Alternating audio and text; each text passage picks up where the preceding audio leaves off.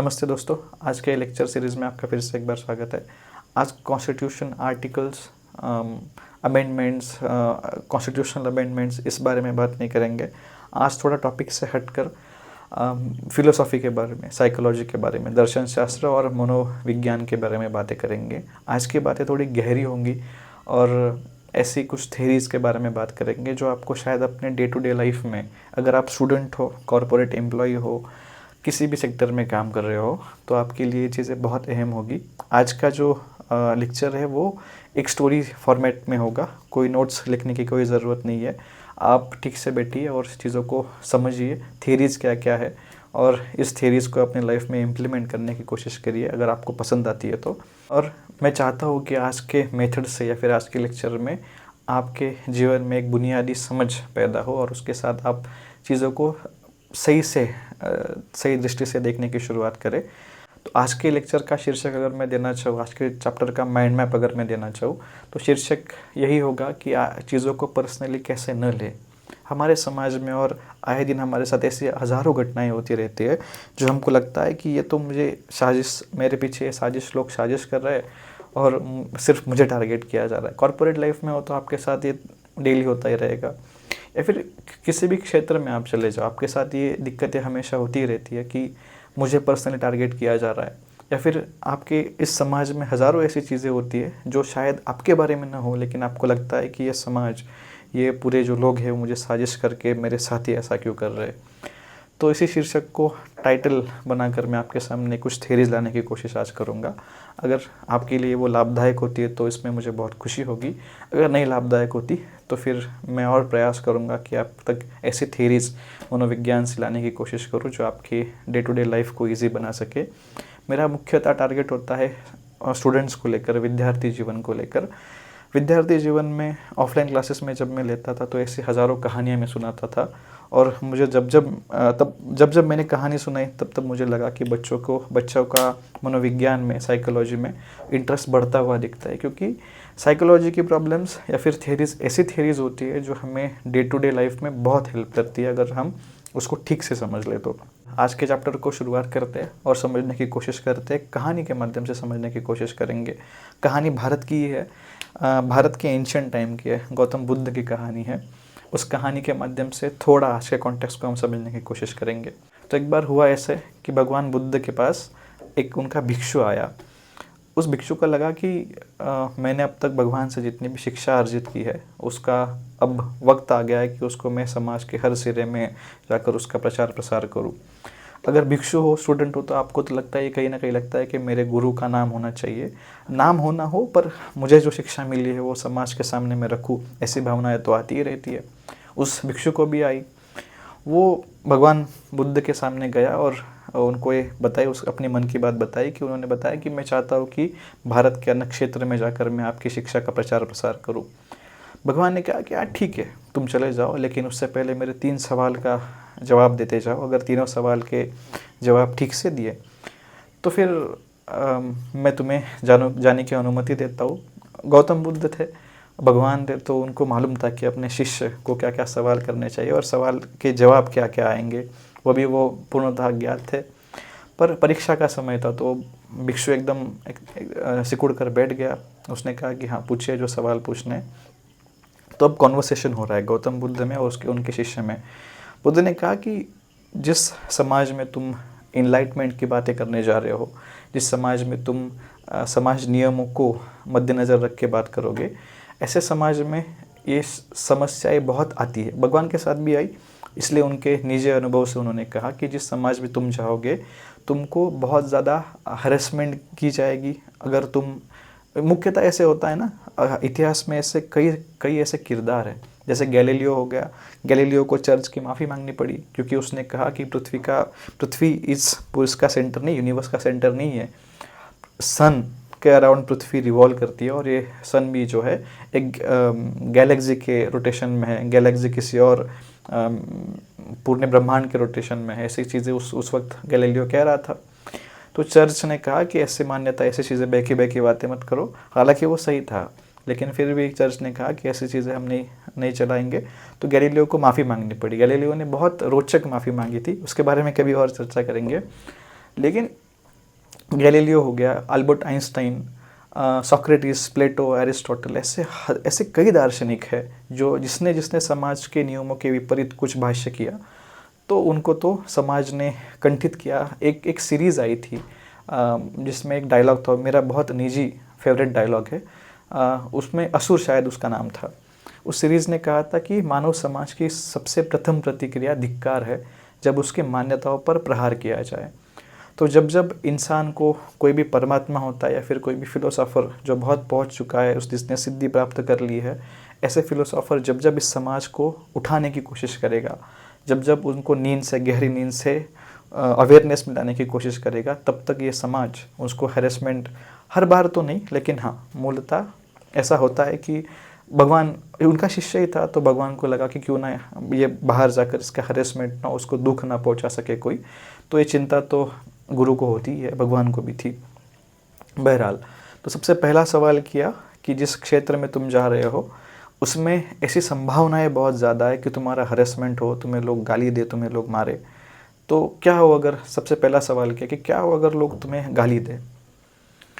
तो भगवान बुद्ध का ही शिष्य था, उन्होंने कहा कि मैं अगर कोई मुझे गाली देता है तो मैं उनका धन्यवाद करूँगा, उनको थैंक यू कहूँगा, उनका शुक्रिया अदा करूँगा। भगवान ने कहा कि ऐसा क्यों करोगे? तो उस शिष्य ने कहा कि मैं उनका धन्यवाद इसलिए दूंगा, उनको थैंक यू इसलिए कहूँगा क्योंकि कितने भले लोग हैं, मुझे सिर्फ गालियाँ दे रहे, मार भी सकते थे। तो दूसरा काउंटर क्वेश्चन भगवान ने किया, तो भगवान ने कहा कि अच्छा क्या हो अगर वो तुम्हें मारे। दूसरा सवाल किया कि ठीक है गालियाँ नहीं दे रहे, अब मार रहे हो, तुमको इतना मारा, इतना प्रताड़ित किया कि तुम्हारे शरीर को बहुत यातनाएं हो रही, ऐसे समय में क्या करोगे? तो शिष्य मुस्कुराया, उसने कहा कि मैं उनको फिर से धन्यवाद दूंगा, उनको थैंक यू कहूँगा और उनका मैं शुक्रिया अदा करूँगा। भगवान ने कहा कि ऐसा क्यों करोगे? शिष्य ने कहा कि मैं उनको थैंक यू इसलिए करूँगा, उनको धन्यवाद इसलिए दूंगा क्योंकि मैं उनसे इसलिए थैंक यू कहूँगा क्योंकि कितने भले लोग हैं, सिर्फ मार रहे हैं, मार भी डाल सकते थे। तो भगवान मुस्कुराए, उन्होंने कहा कि अच्छा चलो आखिरी सवाल मैं तुमसे पूछता हूँ, उसके बाद तुम जाने के लिए तैयार हो जाओगे। भगवान ने कहा कि क्या हो अगर वो तुम्हें मार ही डाले?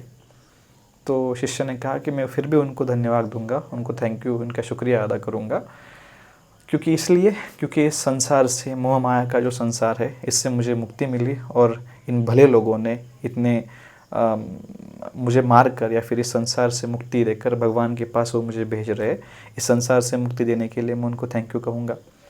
इस कहानी का रेफरेंस थोड़ा थोड़ा क्राइस्ट के साथ भी मिलता हुआ दिखता है। जब लोग उनके शरीर के अंदर नेल्स को स्टैम्प कर रहे थे, उनके शरीर में नेल्स को डाल रहे थे, तब वो कह रहे थे कि भगवान इन सब का भला करना, इन भले लोगों को कुछ मत करना और इसकी सज़ा उन्हें मत देना। मैं चाहता हूँ कि उन सभी भले लोगों को जो मुझे मार रहे, मेरे शरीर को यातना दे रहे, उनको आप फॉरगिव कर दो, उनको आप माफ़ कर देना, क्योंकि वो नादान लोग हैं, जानते नहीं है कि क्या कर रहे हैं, बेधुंदी में या फिर मूर्छा में आकर ये सब कर रहे हैं। तो ये कहानी जो है, ये कहानी ओशो ने सुनाई थी और ओशो के लेक्चर में मुझे ये कहानी पता चली। तब मुझे लगा कि इस कहानी का रेफरेंस आज के चैप्टर में मिलता हुआ दिखता है। तो उस पर भगवान ने कहा 3 सवालों के बाद कि हाँ ठीक है, तुम जा सकते हो, इस भारत के किसी भी क्षेत्र में तुम चले जाओ, तुमको कोई गाली नहीं दे सकता, तुमको कोई मार नहीं सकता और तुम्हें कोई मार नहीं डाल सकता। भगवान ने कहा कि लोग तुम्हें गाली तो देंगे, पर वो गाली तुम्हारे अंतर्मन को कभी नहीं लगेगी। लोग तुम्हारे शरीर को प्रताड़ित तो करेंगे, लेकिन तुम्हारी अंतरात्मा वैसे की वैसे स्थिर रहेगी। लोग तुम्हें इस संसार से, तुम्हारा नामो निशान मिटा सकते हैं, तुम्हारे शरीर को मिटा सकते हैं, तुम्हें मार सकते हैं, तुम्हें मार डाल सकते हैं, लेकिन तुम्हारा अस्तित्व इस समाज के एक क्षेत्र में तो हमेशा बना रहेगा और मेरे जहन में भी हमेशा बना रहेगा। तो भगवान बुद्ध का शिष्य था और भगवान, कॉन्वर्सेशन किस में हो रहा है? दोनों परमात्माओं में हो रहा है। तो ऐसे समय में ये ऐसे संभाषण होना लाजमी है। लेकिन आप कहेंगे कि अच्छा इस कहानी सुनने में तो बहुत अच्छी थी, लेकिन जब अप्लाई करने की बारी आए, कहा बुद्ध थे, वो तो भगवान थे, परमात्मा थे, हम तो साधारण व्यक्ति है। तो हमारे लाइफ में या फिर हमारे डे टू डे लाइफ में अगर हम ऐसा करें तो लोग तो हमारा शोषण करते ही चलेंगे। या फिर कॉर्पोरेट लाइफ में या फिर समाज के किसी भी क्षेत्र में आज ऐसा समय नहीं है कि जिसमें आप उसी भगवान की कहानी को आशय बनाकर चले। ऐसा होगा, ऐसा अगर आप चलते रहे तो लोग आपका शोषण ही ज़्यादा करेंगे। लेकिन इस कहानी के आशय से एक सीख आपको ये मिल सकती है कि भगवान बुद्ध में और उनमें जो कॉन्वर्सेशन हुआ, इसमें चीज़ों को पर्सनली कैसे नहीं लेना। जैसे कि गालियाँ लोग दे रहे, मुझे दे रहे, वो खुद नहीं जानते कि लोग मुझे गालियाँ क्यों दे रहे, और मैं उनको नींद से उठाने की कोशिश कर रहा हूँ। इसके बदले में अगर मुझे गालियाँ दे रही है तो मुझे वो लेनी चाहिए या नहीं, ये मूल प्रश्न है। तो ये सुनने के लिए कहानी बहुत अच्छी है, लेकिन जब अप्लाई करने का वक्त आता है तो शायद ये दिक्कतें हमारे सामने आ सकती है। तो आज का जो लेक्चर है एक थेरीज़ के माध्यम से, प्रैक्टिकल थेरीज़ के माध्यम से समझने की कोशिश करेंगे कि अक्सर हमें जो लगता है ना कि आसपास जो हमारे साथ हो रहा है, जो भी एक्टिव इवेंट्स जिसको हम कहेंगे, REBT एक कंक्लूजन है, एक थेरी है, उसमें कहा गया है कि एक्टिवेटिंग एक इवेंट होता है। उस एक्टिवेटिंग इवेंट से भी इम्पॉर्टेंट होता है हमारे अंदर का बिलीफ, हमारे अंदर क्या है, जिससे कॉन्सिक्वेंसेस यानी कैसी स्थितियाँ उभरेगी ये डिसाइड होता है। अगर इन तीनों को ठीक से जान लोगे तो आप समझ पाओगे कि एक्टिवेटिंग इवेंट का और कॉन्सिक्वेंसेस का सीधा जुड़ाव नहीं है। हमारे अंदर जो बिलीफ होते हैं वो ट्रिगर करते हैं कॉन्सिक्वेंसेस को। आगे मैं बताऊंगा आपको कि ये कैसे काम करता है।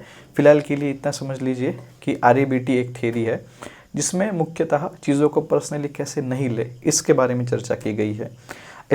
इसका इजाद किसने किया? तो अल्बर्ट इलिस नाम का एक साइंटिस्ट नहीं, फिलोसोफर था। उसने इस थ्योरी का इजाद किया। नाम है rational emotive behaviour therapy, REBT। उसमें एक CBT भी है जो कॉग्निटिव बिहेवियर, CBT जो है कॉग्निटिव बिहेवियर थेरेपी के अंतर्गत आती है। उसके बारे में कभी और चर्चा करेंगे। फिलहाल के लिए REBT क्या होती है। REBT में मुख्यतः 3 इवेंट्स होते हैं, 3 एस्पेक्ट होते हैं। सबसे पहला तो एक्टिवेटिंग इवेंट। इसका अर्थ क्या होगा कि ऐसी कोई बाहरी घटना जिसके वजह से हमारे बिलीफ सिस्टम हमको ये कहता है कि इस पर कोई एक्शन लो। जैसे कि मान लीजिए कि एग्जाम्पल के हिसाब से कि आप और आपका दोस्त बैठा है और आप में बहुत गहरी गहरी बातें हो रही थी, फिलोसॉफी के बारे में, काफ्का के बारे में, फ्रेडरिक नीत्शे के बारे में बातें हो रही थी, बहुत गहरे चिंतन में आप थे।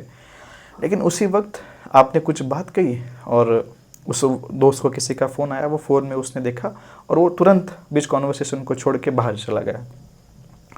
तो एक बार उस परिस्थिति में आप खुद को डालकर देखिए, आपके सबसे पहले आपके मन में क्या विचार उठेंगे। सबसे पहला तो आएगा कि अच्छा ये मुझे छोड़कर बीच कॉन्वर्सेशन से चला गया, बाहर चला गया, इसका मतलब ये मुझे रिस्पेक्ट नहीं करता। इसका मतलब ये होगा कि उसके मन में मेरे लिए इतनी मान्यता नहीं है कि वो फ़ोन थोड़ी देर के लिए म्यूट पर डाल के, थोड़ी देर साइड में रख के मेरे से बात करे, मेरा जो कॉन्वर्सेशन है उसको एंड करे, फिर कॉल पे जाकर बात करे। ये जो प्रतिक्रिया है वो साधारण प्रतिक्रिया है जो आपके अंदर, आपके अंतर मन से उठेगी। तो सबसे पहले इसमें क्या क्या अब तक हमने देखा। एक्टिवेटिंग इवेंट क्या था? आप किसी दोस्त से बात कर रहे थे। बिलीफ क्या होगा? और उसने एक्ट क्या किया कि वो बीच कॉन्वर्सेशन से बाहर निकल गया। अब आपकी जो मान्यताएं है, दूसरा हो गया बिलीफ। आपकी जो मान्यताएं है, निजी सोच है, जिसको इस बॉक्स से मैं कंपेयर करने की कोशिश करूंगा आगे जाकर। लेकिन फिलहाल के लिए इतना समझ लीजिए कि एक्टिवेटिंग इवेंट के बाद सीधा काम होता है हमारे बिलीफ का। जो भी बाहरी इवेंट है हम उसको इंटरप्रेट करने की कोशिश करते हैं और वो इंटरप्रिटेशन हमेशा निगेटिव सेक्टर में ही जाता है। और जब ये इंटरप्रिटेशन निगेटिव थॉट्स में कन्वर्ट होता है, उससे हम कॉन्सिक्वेंसेस ऐसे क्रिएट कर लेते हैं जो वैसे नहीं होता। मतलब रियलिटी में उसका कोई कंक्लूजन तो नहीं निकल पाता या फिर कनेक्शन भी नहीं होता। अब समझते हैं इस इवेंट को क्या हो रहा है। आपके जो मन है, आपका जो अंतर मन है, वो आपको फिर से बताएगा कि अरे मेरे साथ ये पहले भी हो चुका है। मेरे साथ ये जब मैं किसी से गहरी बातें करने की कोशिश करता हूँ तो लोग मुझसे बीच कॉन्वर्सेशन में से उठकर चले जाते हैं। या फिर आपके मन में एक सवाल आएगा कि क्या मैं कुछ गलत बोल रहा था, क्या मैंने ऐसे कुछ कह दिया जिससे कि उसको गुस्सा आ गया, क्या मेरी इतनी भी मान्यताएं नहीं है, क्या मेरा इतना भी रिस्पेक्ट कोई नहीं कर सकता कि जिसकी वजह से वो सस्टेन करे और मेरी बातों को अहमियत दे। ऐसे सवाल मन में उठने शुरू होंगे और जिसके कॉन्सिक्वेंसेस से क्या होगा। और फिर जिसका थर्ड पार्ट आता है कॉन्सिक्वेंसेस, या फिर हमारा भावना एवं व्यवहार। भावना और व्यवहार से इसका आउटपुट क्या निकलेगा कि आप उस दोस्त से या फिर उस इवेंट के बाद आप थोड़ा आपके अंदर सैडनेस आ जाए, नमनेस आ जाए। आपका अंतर्मन आपको ये कहने लगे कि तुम्हारी तो कोई वर्थ है नहीं, तुम्हारी इतनी भी कैपेबिलिटी नहीं है कि लोग तुम्हारे बारे में सोचे, तुम्हारा कॉन्वर्सेशन सुने। अब अगर इस चीज़ को अगर ठीक से आप देखोगे ना तो बात बहुत ही सीरियस नहीं थी, बात बहुत ही सिंपल थी कि बीच कॉन्वर्सेशन में से वो दोस्त सिर्फ निकल गया है लेकिन आपका अंतर्मन आपको बहुत सारे ऐसे बिलीफ जो आपके अंदर मन के अंदर पकड़ के रखे हैं आपने वो आपको बताएंगे कि आप you are not worthy, you are not good enough कि आप लोग आपकी कॉन्वर्सेशन को सुने। उससे आपके अंदर सैडनेस या फिर दुखी बात या फिर एक तरीके से दुखी आप हो जाओगे, सैडनेस आपके अंदर आ जाएगी। ये इवेंट हो गया। अब इसके साथ साथ एक और इवेंट मैं एग्जांपल के माध्यम से समझाने की आपको कोशिश करता हूँ। मान लीजिए एक किसी संडे को आपके दोस्त का और आपका प्लान बना है और ये बिल्कुल तय है कि बहुत दिनों से आप प्लान कर रहे थे, आप दोनों को वक्त नहीं मिल रहा था, तो आपने प्लान किया कि उस संडे के दिन मैं सभी काम अपने पोस्टपोन कर दूंगा और उस संडे के दिन पूरा दिन अपने दोस्त के साथ रहूँगा।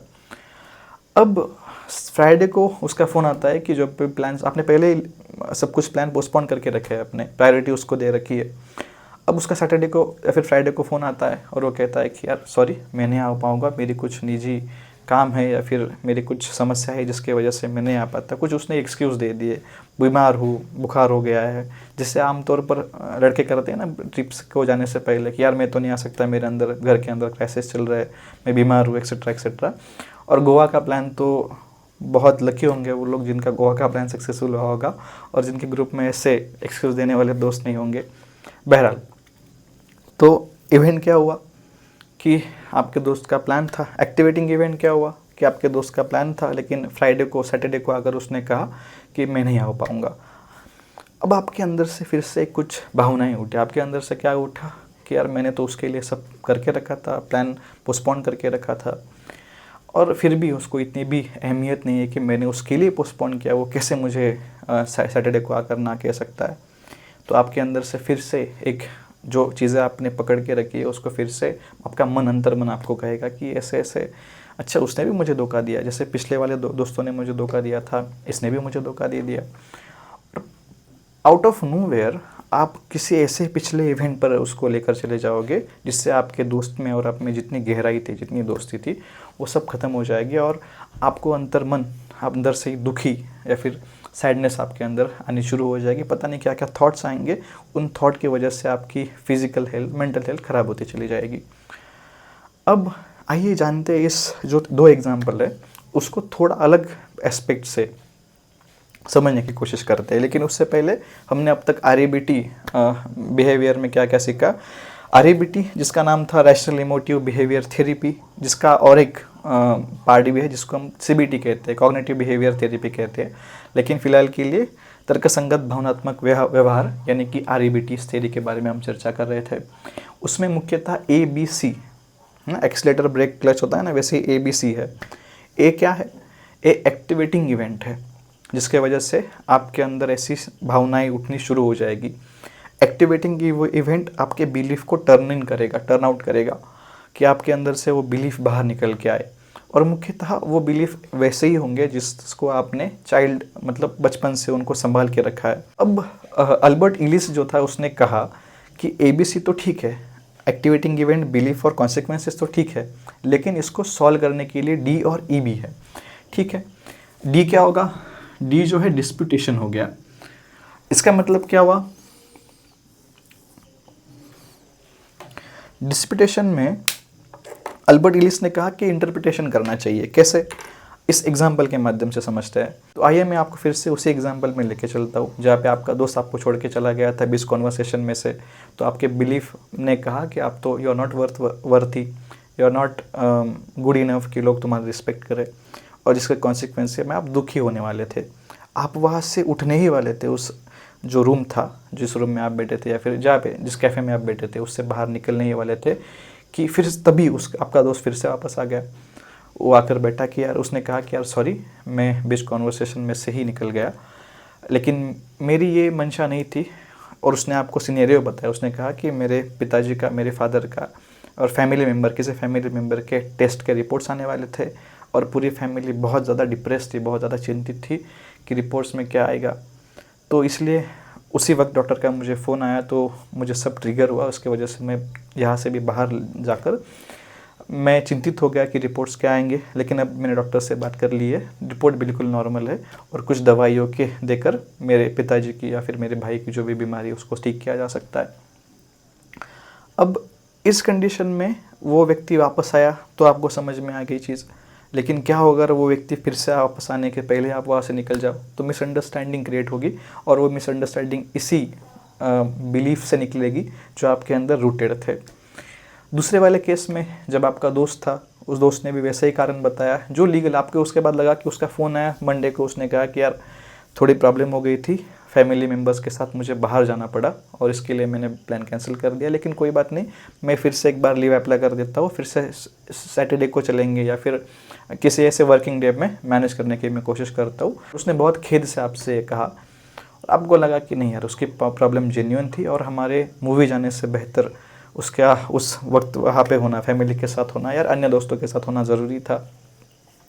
तो इस पे क्या हुआ, डिस्प्यूटेशन क्या कहता है कि एक्टिवेटिंग इवेंट का बिलीफ आपके अंदर जो रूटेड है उसको क्वेश्चन करना चाहिए।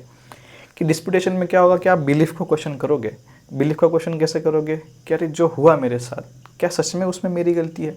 अगर वो दोस्त उठकर चला गया तो शायद उसकी गलती होगी, उसमें उतने एटिकेट्स नहीं होंगे, उसमें इतना कॉमन सेंस नहीं कि मुझे बता कर जाए, या फिर कहीं ना कहीं मैं ज़्यादा एक्सपेक्ट कर रहा हूँ। डिस्प्यूटेशन में क्या होगा कि आप खुद को सिनेरियोस को क्वेश्चन करना शुरू करोगे।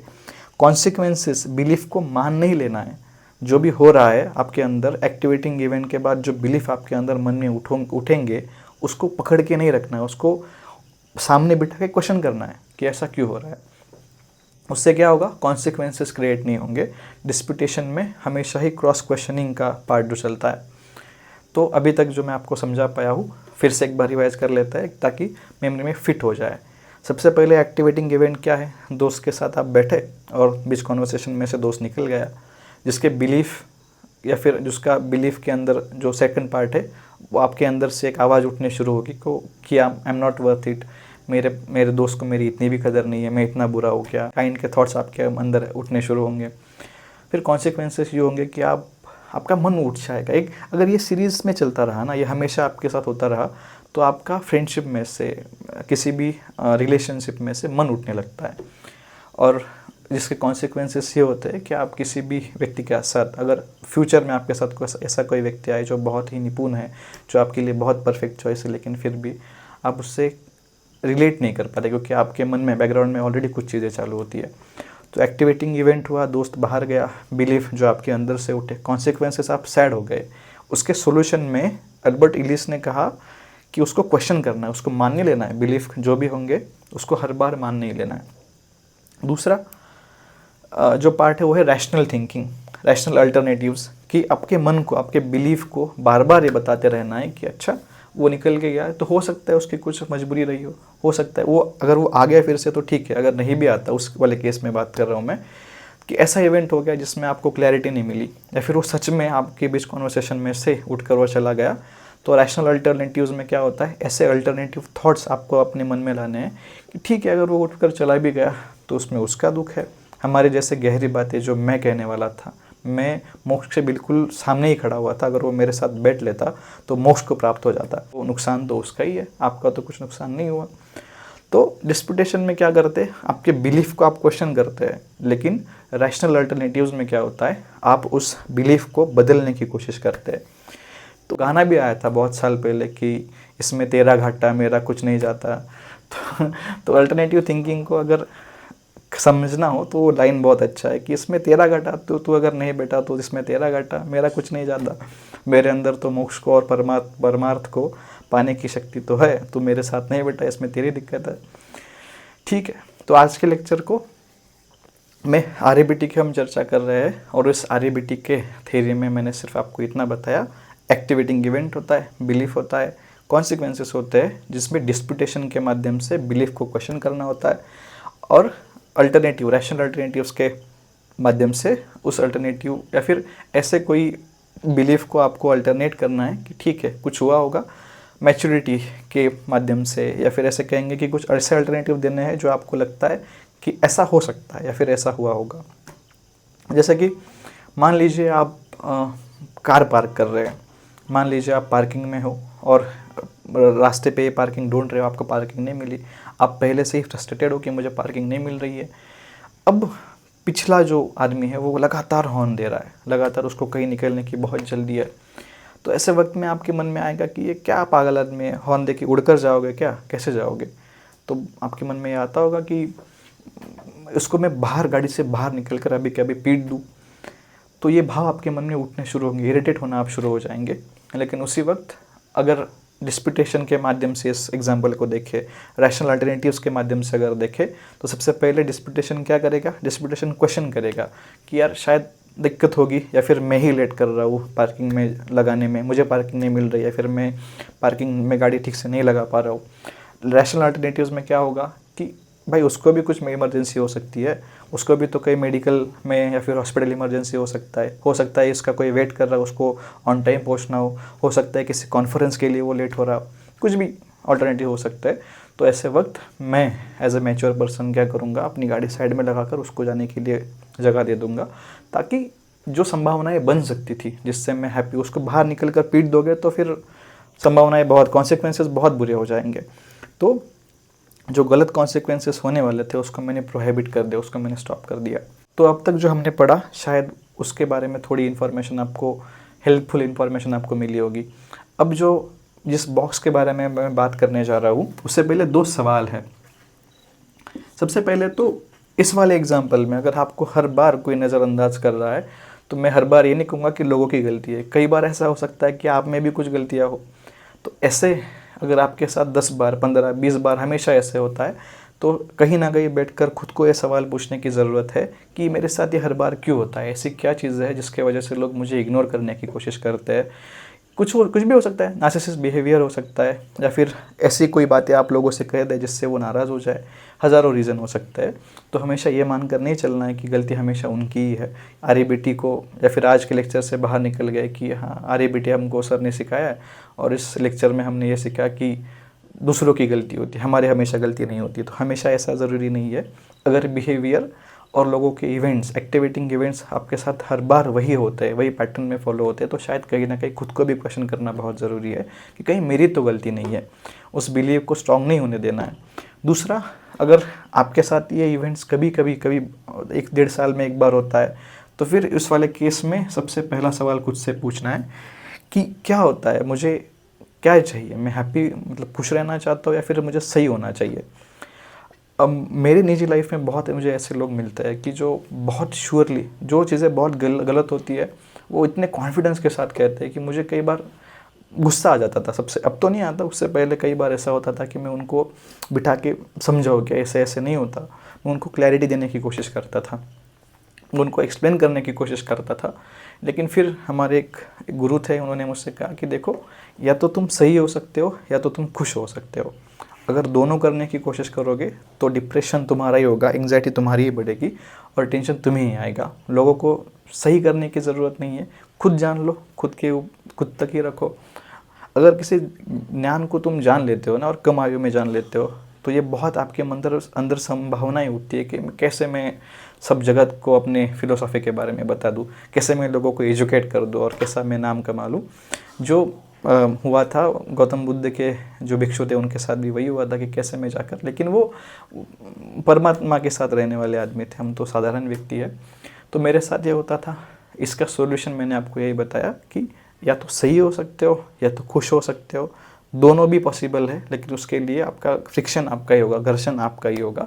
तो सबसे पहला सवाल है किसी भी कॉन्फ्लिक्ट में कि देखो भाई, अगर वो मुझे निकल कर बाहर भी चला गया कॉन्वर्सेशन में से, अगर वो बार बार हॉर्न भी डालना है तो उसका मुझ पर कितना प्रभाव मैं पड़ने दूँ और उसका मैं कितना प्रभाव अपने ऊपर कर लूँ, ये बहुत ज़रूरी है।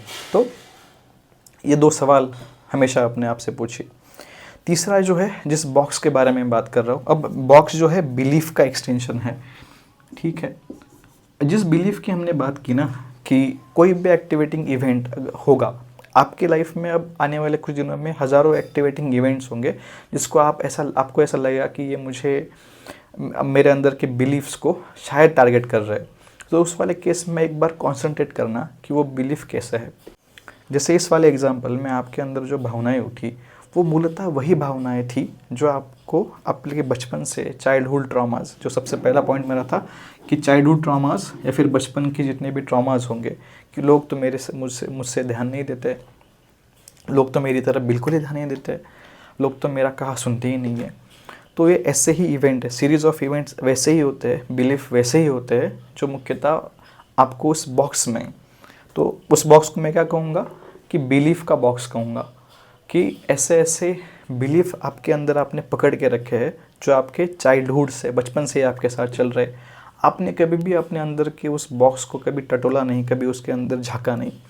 तो पहली चीज़ आज के लेक्चर के बाद यही करना कि आपके अंदर क्या क्या बिलीफ है। जैसे कि स्टेज पे जाऊंगा तो लोग मुझ पर हंसेंगे, जैसे कि मैं डांस करूँगा पब्लिक में तो लोग मुझे क्या कहेंगे कि जितना मेरा प्रेस्टीज है उसको जज करेंगे।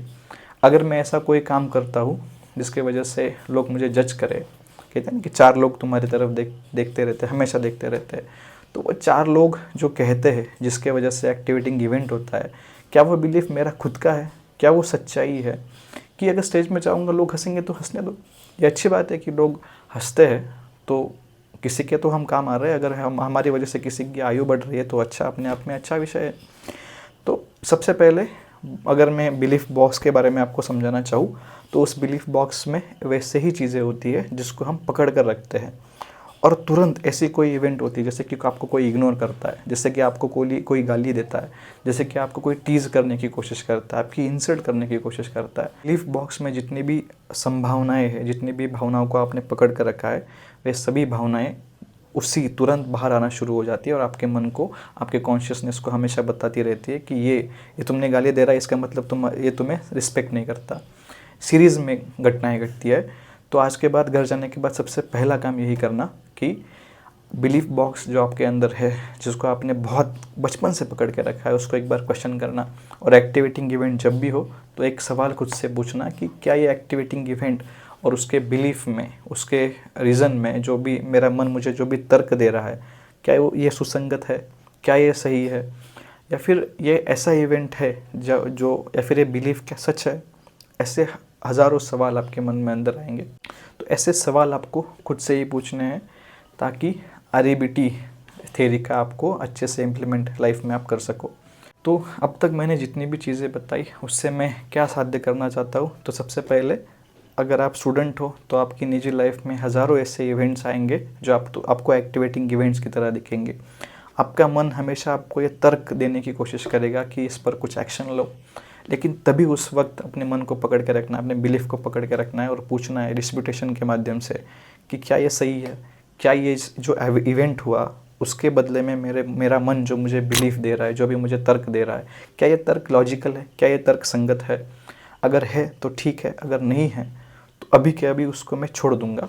और रैशनल अल्टरनेटिव्स, उसके अल्टरनेटिव्स क्या क्या हो सकते हैं उसकी वही मैं अपना कॉन्शियसनेस को बताने की कोशिश करूँगा, ताकि जो भी कॉन्सिक्वेंसेस हो, जो भी परिणाम उसके हो, वो बुरे ना हो और वो ऐसे ना हो जो कि मुझे अंदर से तकलीफ। एक और चीज़ मैं आपको स्पष्ट कर देना चाहता हूँ, जो है B ही C का परिणाम तय करता है। जब भी एक्टिवेटिंग इवेंट हो तो सबसे पहले B क्या है और उसका B हमेशा ही कॉन्सिक्वेंसेस को, हमारे अंदर की धारणाएं हमेशा परिणाम को तय करती है। तो सबसे पहले बिलीफ को, हमारे अंदर की भावनाओं को सवाल पूछना है कि जो मेरा मन मुझे जो बता रहा है क्या वो तर्कसंगत है या नहीं है। तो यही था आज का लेक्चर। REBT, थोड़े मनोविज्ञान की हमने बातें की, और मैं ये चाह रहा था कि हमेशा पॉलिटिकल साइंस, कॉन्स्टिट्यूशन के बारे में बात ना करूँ, थोड़ी तर्कसंगत बातें हो और थोड़ी साइकोलॉजी की बातें हो, थ्योरीज़ की बातें हो।